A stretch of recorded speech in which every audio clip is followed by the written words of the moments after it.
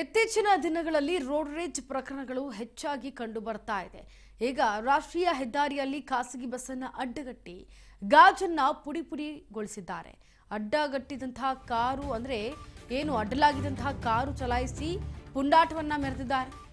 ನೆಲಮಂಗಲ ಕುಣಿಗಲ್ ಬೈಪಾಸ್ನ ಬಳಿ ಈ ಘಟನೆ ನಡೆದಿದೆ. ಕುಂದಾಪುರದಿಂದ ಬೆಂಗಳೂರು ಕಡೆಗೆ ಸಾಗ್ತಾ ಇದ್ದಂತಹ ಖಾಸಗಿ ಬಸ್ ಹೆದ್ದಾರಿಯಲ್ಲಿ ಪ್ರಯಾಣಿಕರಿದ್ದಂತಹ ಖಾಸಗಿ ಬಸ್ಸನ್ನ ಅಡ್ಡಗಟ್ಟಿದ್ದ ಪುಂಡರು ಈಗ ಗಾಜನ್ನ ಪುಡಿಗೊಳಿಸಿದ್ದಾರೆ.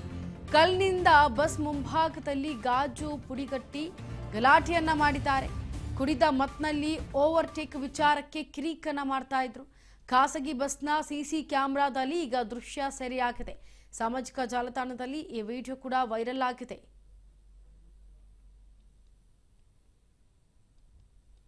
ನೋಡಿ, ರಾಷ್ಟ್ರೀಯ ಹೆದ್ದಾರಿಯಲ್ಲಿ ಖಾಸಗಿ ಬಸ್ಸನ್ನ ಅಡ್ಡಗಟ್ಟಿ ಗಾಜನ್ನ ಪುಡಿಗೊಳಿಸಿರುವಂತಹ ದೃಶ್ಯಗಳು ಈಗ ಸಿಸಿ ಕ್ಯಾಮೆರಾದಲ್ಲಿ ಸೆರೆಯಾಗಿರೋದು.